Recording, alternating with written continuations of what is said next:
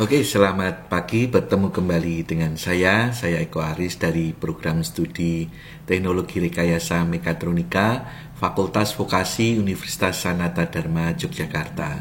Nah, hari ini kita akan diskusi lagi tentang pengalamatan dan pengawatan untuk digital input output PLC. Dalam hal ini kita akan menggunakan PLC Omron CP1E untuk penyelesaian beberapa studi kasus yang nanti akan saya berikan. Nah, sebelum menginjak ke studi kasusnya, kita sedikit akan diskusi terkait dengan alamat atau terkait dengan spesifikasi dari PLC Omron CP1E kita. Oke, mari kita lihat. Nah, PLC itu adalah komputer yang digunakan di industri. Nah, PLC ini berfungsi untuk mengendalikan proses dan mesin-mesin yang ada di industri. Nah, PLC memiliki input, nantinya membutuhkan input, terus kemudian nanti ada output yang nantinya akan dikendalikan. Jadi nanti PLC kita itu akan memonitor inputnya, mana input yang hidup, baik tombol, sensor gitu ya. Terus kemudian nanti membuat keputusan pengendalian dan mengatur pengoperasian output untuk membuat mesin-mesin dan proses berjalan secara otomatis sesuai dengan yang kita inginkan. Nah, kita akan lihat di sini pertama yang penting. Jadi saat kita nanti akan mengembangkan satu sistem otomasi yang ada di industri, maka kita nanti perlu memilih PLC yang akan kita gunakan. Nah, biasanya ini adalah 4 parameter yang nantinya akan digunakan untuk memilih PLC kita. Nah, sebelum kita nanti fokus untuk pemrograman. Nah, pertama adalah parameternya jumlah input. Jadi, jumlah input dan juga nanti jumlah output itu nanti akan mempengaruhi pemilihan PLC CP1E kita. Misalnya, PLC CP1E untuk 40 input output, itu dia bisa dikoneksikan dengan 24 input dan 16 output. Terus kemudian yang kedua adalah jenis inputnya, yaitu digital atau analog. Jenis outputnya digital atau analog. Hari ini kita akan fokus diskusi untuk input digital dan output digital. Kemudian level tegangan input ya, dan juga level tegangan output itu nanti juga akan mempengaruhi pemilihan PLC kita. Dan terakhir adalah fungsi tertentu. Jadi nanti PLC CP1E sendiri ada beberapa tipe, dan tentunya ada tipe yang bisa digunakan untuk mengendalikan fungsi tertentu, tetapi ada tipe yang tidak bisa. Misalnya sebagai contoh, kita akan mengendalikan motor stepper yang membutuhkan pulsa output. Maka kita harus memilih PLC yang bisa mengeluarkan pulsa output. Ya, biasanya adalah PLC dengan output transistor. Nah, PLC dengan output relay itu tidak bisa kita gunakan untuk mengendalikan motor stepper atau motor servo. Jadi ada 4 hal yang nantinya akan kita jadikan parameter acuan untuk pemilihan PLC kita. Nah, tipe PLC sendiri itu tidak hanya CP1E gitu ya. Nah, ini ada dua pabrikan yang saya munculkan di sini. Satu adalah Omron dan satu adalah Siemens. Misalnya untuk Smart Relay ya, Smart Relay di sini kita ada Smart Relay Zen gitu ya. Ada juga Zelio itu. Terus kemudian ada Compact PLC. Nah, Compact PLC di sini input outputnya sudah built-in. Nah, Smart Relay di sini keuntungannya dia bisa diprogram dengan menggunakan tombol-tombol yang ada di PLC-nya. Tetapi untuk Compact PLC di sini kita membutuhkan software untuk memprogram PLC kita. Ini ada Omron CP1E, ada Siemens S7200, S7200 dan sebagainya.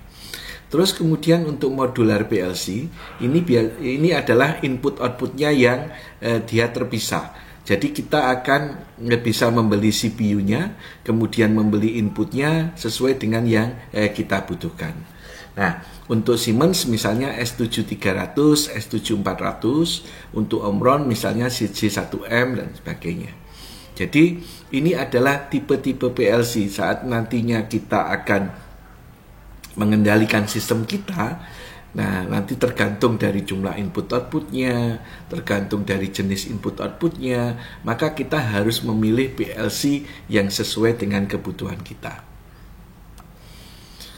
Nah, khusus untuk PLC Omron CP1E di dalam nameplate PLC itu ada kode. Nah, kode ini itu nantinya akan memberikan informasi ke kita, gitu ya. Misalnya CP1E ini yang huruf pertama di sini bisa E, bisa N, bisa NA. E itu adalah untuk basic model, N itu adalah application model. Jadi nanti kalau kita ingin komunikasi antara PLC dengan HMI, maka kita harus memilih yang N minimal, gitu ya. Untuk yang E ini tidak bisa ada komunikasi antara PLC dengan HMI. Terus kemudian kalau kita membutuhkan analog input output, maka kita bisa memilih yang NA. Karena di sini ada built-in untuk analog input output. Yang berikutnya ada dua angka yang ada di sini. Ini menunjukkan jumlah input output. Kalau di sini misalnya angkanya 10, berarti di sini ada 10 input output yang terdiri dari 6 input dan 4 output. Dan semuanya di sini adalah digital input. Ya. Digital input output. Kalau misalnya 40 input output gitu ya, berarti ada 24 input, 16 output. Terus kemudian ada huruf D yang ada di depan. Ini adalah DC input. Artinya nanti yang bisa kita koneksikan ke input PLC kita itu adalah input DC. Terus kemudian yang berikutnya di sini ini adalah ada 3 jenis huruf. Yang pertama adalah R, yang kedua adalah T, yang ketiga adalah T1. Nah, R itu adalah relay output.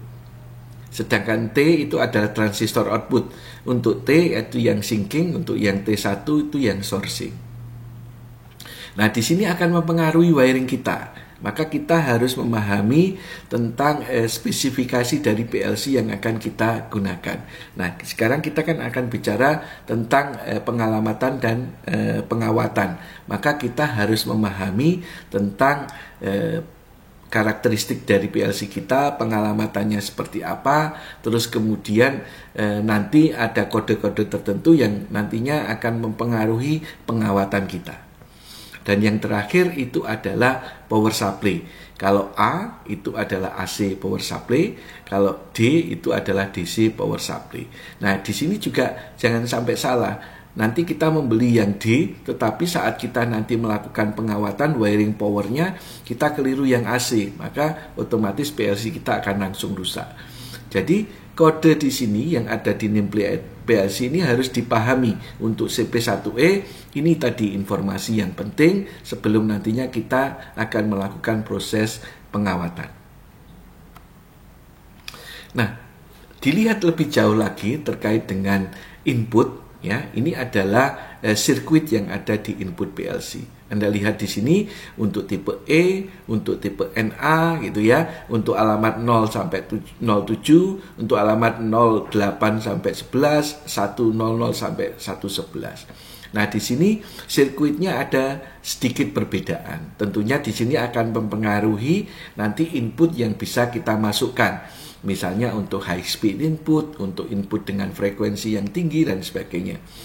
Nah, di sini yang jelas tadi saya sampaikan bahwa untuk Omron itu adalah inputnya DC, maka di sini hanya bisa menerima input DC. Dan common input itu bisa dibulak-balik. Anda lihat di sini. Ya, baik semua input yang ada di sini, common input bisa dibulak-balik. Terus kemudian ini adalah inputnya, untuk tegangannya adalah 24 volt DC. Ini bisa digunakan untuk sensor baik 2 wire ataupun 3 wire. Terus kemudian ada response time dan sebagainya. Nah, di sini untuk aplikasi-aplikasi yang advance nanti di sini akan sangat berpengaruh. Misalnya terkait dengan response time, ini adalah frekuensi yang nantinya bisa diterima gitu ya. Kalau kita ingin membaca sensor dengan frekuensi atau kecepatan tertentu, kita ingin mendeteksi kecepatan putaran, maka nanti kita harus memperhatikan data-data ini lebih detail. Yang berikutnya adalah terkait dengan output PLC ya. Nah, di sini adalah output relay. Nah, Anda lihat di sini untuk output relay common bisa dibolak-balik, bisa DC, bisa AC. Yang perlu diperhatikan adalah arusnya. Di sini arusnya adalah 2 ampere per output. Jadi nanti kalau kita ingin menghubungkan output yang mengeluarkan lebih dari 2 ampere, maka kita tidak bisa langsung menghubungkan ke output PLC. Kita harus melalui driver. Misalnya driver yang paling sederhana adalah relay. Nah, karena relay di sini juga, output relay di sini itu adalah secara mekanis, maka di sini ada batasan. Anda lihat di sini 20 juta operation ya. Setelah 20 juta operation, maka di sini kontak relaynya mesti di sini perlu kita servis, atau bisa jadi nanti akan rusak kontak relaynya di sini. Nah, tentunya 20 juta operation di sini adalah sudah sangat lama gitu ya. Nah, untuk output transistor ya, untuk output transistor di sini ini ada yang output yang sinking, ada yang output sourcing. Ini harus diperhatikan. Yang kodenya T itu adalah sinking, yang kodenya T1 itu adalah sourcing. Karena apa? Nanti common output untuk yang sinking harus negatif dan harus DC. Sedangkan common output untuk yang sourcing itu harus positif dan harus DC. Ya. Nah, ini harus diperhatikan. Nah, karena di sini outputnya berupa transistor, maka ada batasan terkait dengan arus. Tadi untuk relay adalah 2 ampere, kalau di sini transistor adalah 0,3 ampere. Nah, itu yang harus diperhatikan. Nah, yang berikutnya, saat kita nanti akan menghubungkan sensor, maka sensor itu terbagi menjadi yang sensor NPN dan yang sensor PNP. Anda lihat di sini, untuk NPN itu output sensor, jika kita hubungkan ke beban, harus selanjutnya kita hubungkan ke positif.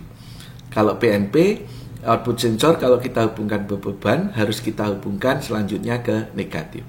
Nah, ini nanti akan mempengaruhi wiring dari PLC kita, terutama commonnya harus kita hubungkan ke positif atau ke negatif. Kalau input kita berupa tombol, maka kita tadi bisa bolak-balik. Tetapi kalau outputnya berupa sensor, inputnya berupa sensor, maka di sini tergantung sensornya NPN atau PNP. Ini untuk PLC Omron CP1E N40DR-A gitu ya. Ini untuk inputnya yang bisa dikoneksikan ada 24 input, meskipun nanti bisa ditambahkan ekspansi. Untuk outputnya ada 16 output. Yang penting di sini alamat input itu ada di word 000 ya, dan 001 yang ada koneksinya. Kalau yang outputnya word 100 sama word 101. Kemudian ada work bit, itu internal relay, mulai dari W00 sampai W99. Kemudian ada serial PLC link, biasanya ini di sini digunakan untuk komunikasi serial. Terus kemudian ada timer, ada 256 timer, dan ada counter 256 counter. Ini adalah visualnya dari PLC kita untuk CP1E N40DRA. Nah, di sini nanti ada USB port untuk pemrograman, terus kemudian ada bagian input 24 bit, ada bagian output 16 bit. Terus di sini nanti ada komunikasi serial, bisa RS232, RS485 yang nantinya bisa kita gunakan juga untuk komunikasi serial antar PLC atau komunikasi dengan HMI kita. Terus kemudian ini ada indikator-indikator yang menunjukkan kalau sudah diberi powernya akan menyala. Kalau kondisinya run atau program, kalau run maka lampu run akan menyala. Kalau ada error, ada alarm di sini akan menyala dan sebagainya. Terus di sini ada ekspansi yang digunakan untuk menambah input-output apabila itu diperlukan. Terus kemudian yang perlu diperhatikan di sini, Anda lihat di sini ada input itu ada garis yang tebal. Ini menunjukkan kelompoknya. Ya. Jadi di sini ada 24 bit, di sini terdiri dari 12 bit di channel 00, ya di sini channel 0. Kalau di sini yang di kanan di sini ini adalah di channel 1, 12 bit, 12 tambah 12 total 24. Sedangkan outputnya ini 16 bit yang terbagi menjadi channel 100 dan channel 101. Kalau input itu commonnya 1, ya, maka nanti semuanya di sini akan terpengaruh saat kita mengkoneksikan common. Misalnya common kita ke negatif, maka sensor yang bisa masuk di sini adalah sensor yang PNP. Kalau common kita positif, nanti sensor yang bisa masuk di sini adalah yang NPN. Nah, di sini juga ada pengelompokan. Kalau tadi commonnya cuma 1, di sini commonnya ada beberapa. Ada satu common yang satu input, satu output, ada satu common satu output, ada satu common 2 output, ada satu common 4 output. Nah, di sini juga bisa dihubungkan secara beda-beda. Kalau yang relay, di sini bisa dihubungkan ke DC, bisa dihubungkan ke AC, yang satu DC, yang satu AC, asal dibatasi dengan arusnya tadi. Kalau relay adalah 2 ampere. Terus kemudian untuk mempermudah kita, kalau kita mengkoneksikan input, apakah inputnya tadi sudah terkoneksi dengan benar, kita ada indikator. Maka indikator yang ada di PLC akan menyala jika nanti ada inputan dari sensor, dari tombol gitu ya, sehingga kita bisa melakukan proses troubleshooting dengan mudah. Untuk PLC CP1E yang yang tipe N, kita lihat di sini bisa kita koneksikan ke HMI dengan melalui RS232. Terus kita juga bisa dengan pulsa output gitu ya, bisa high speed counter digunakan untuk membaca encoder. Terus kemudian bisa juga untuk komunikasi dengan inverter, misalnya melalui RS485 dengan menggunakan sistem Modbus. Terus kemudian PLC kita juga tadi di sini kalau sudah built-in untuk RS232 komunikasinya, yang di sebelah kanan ini optional. Jadi kita bisa hubungkan ke RS232 juga, ke RS485 atau RS422. Terus kemudian ada ekspansi yang bisa kita tambahkan. Ekspansinya berupa digital input output juga, bisa juga analog input output, bisa juga temperatur control, bisa juga untuk field bus komunikasi dengan sistem yang lain. Nah, mari kita mulai belajar tentang tadi. Setelah kita tahu tentang pengalamatan, maka kita akan mengaplikasikan itu untuk menangani kasus kita. Nanti akan ada 6 kasus yang kita selesaikan wiringnya itu ya, setelah kita nanti memahami kasus yang ada. Jadi kita menggunakan PLC-nya adalah CP1E N40DRA. Ya, tadi ini PLC yang kita gunakan. Ya, ini PLC yang kita gunakan. Nah, bagaimana caranya kita nanti melakukan proses wiring jika kita mempunyai input 2 push button normally open, 1 push button normally close, ya. Dan di sini juga kita biasakan kalau kita koneksikan input mulai dari yang kecil dulu sampai nantinya alamat yang besar. Maka di sini 2 push button kita hubungkan ke 00 dan 01, terus 1 push button normally close dihubungkan ke 02. Kemudian kita ada 1 lampu 24 volt DC 10 watt dihubungkan ke alamat output 100.00. Nah, bagaimana wiring kita? Apa yang perlu nantinya kita perhatikan? Ya, jadi kalau kita bicara tadi PLC CP1A, kita lihat kodenya, misalnya di belakang di sini A. Ya, di belakang di sini A. Artinya di sini nanti power supply-nya PLC kita harus kita koneksikan ke AC 1 pas 220. Terus kemudian di sini D. D di sini artinya nanti input kita yang bisa kita koneksikan hanya input DC. R di sini adalah output relay. Ya, outputnya di sini nanti yang kita bisa kita hubungkan ke DC, AC itu ya, tapi dibatasi arusnya adalah 2 ampere. Kalau di sini 24 volt, 10 watt, di sini kurang dari 2 ampere, jadi langsung bisa kita koneksikan ke PLC kita. Oke, mari kita lihat solusinya. Nah, tadi ya A di sini, maka ini kita hubungkan ke AC power supply-nya. Terus kemudian D di sini berarti inputnya berupa DC. Nah, karena input kita tombol, maka di sini saya katakan ini adalah solusi pertama karena di sini ada common yang dihubungkan ke negatif, maka tombolnya ini harus kita hubungkan ke positif. Ya, nanti solusi yang kedua kita bisa menghubungkan commonnya ke positif, tombolnya kita hubungkan ke negatif. Oke, terus kemudian untuk outputnya karena relay, maka outputnya di sini bisa DC atau bisa AC, commonnya bisa dibolak-balik, bisa negatif, bisa positif. Ya, karena di sini arusnya kurang dari 2 ampere, maka langsung bisa dihubungkan ke output PLC. Ini adalah solusi yang kedua. Tadi bedanya Anda lihat dengan solusi yang pertama. Ya, solusi yang kedua di sini common inputnya kita masukkan ke positif. Kenapa? Karena di sini hanya berupa tombol, hanya berupa kontak, sehingga common input bisa kita bolak-balik, bisa negatif, bisa positif.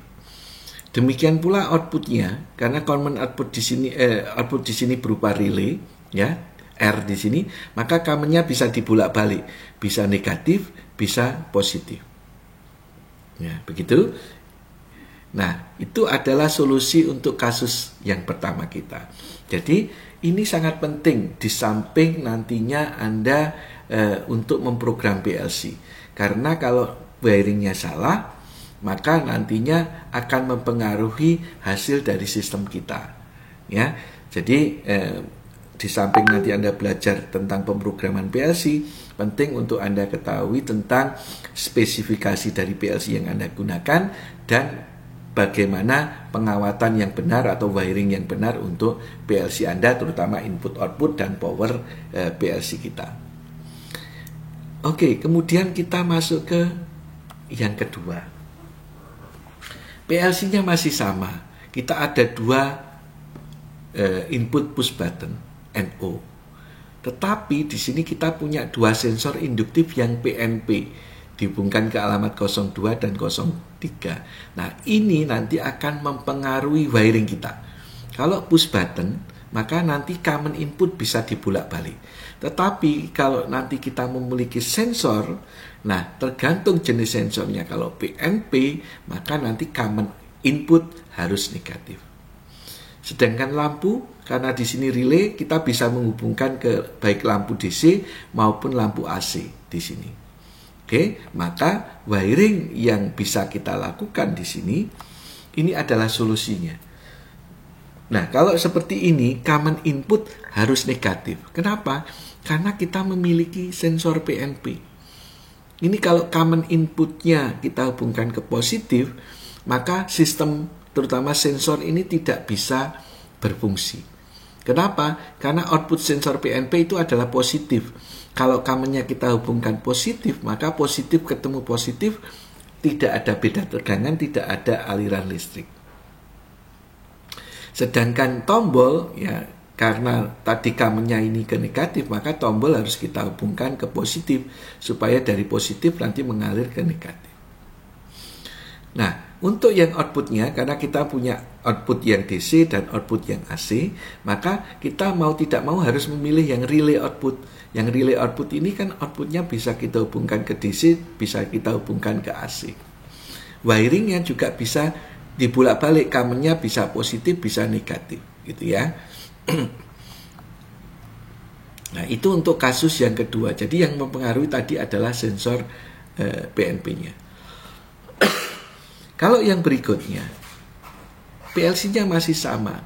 Tombolnya, dua tombol push button normally open juga sama. Tetapi dua sensor induktifnya itu adalah NPN. Terus kemudian dua lampu 24 volt DC dihubungkan ke 102 dan 103. Nah, kenapa di sini? Ini apa yang perlu kita perhatikan adalah satu NPN. Artinya di sini nanti common input harus positif. Sedangkan di sini ada dua lampu, kenapa kita hubungkan ke 02 dan 03 supaya kita bisa menghemat wiring. Karena di 102 dan 103 itu satu common. Kalau kita menghubungkan ke 100 dan 101, maka kita harus menghubungkan dua common. Kalau di 102 dan 103 ini hanya satu common. Untuk solusinya di sini Anda lihat di sini ya. Karena di sini NPN, maka mau tidak mau common harus kita hubungkan ke positif.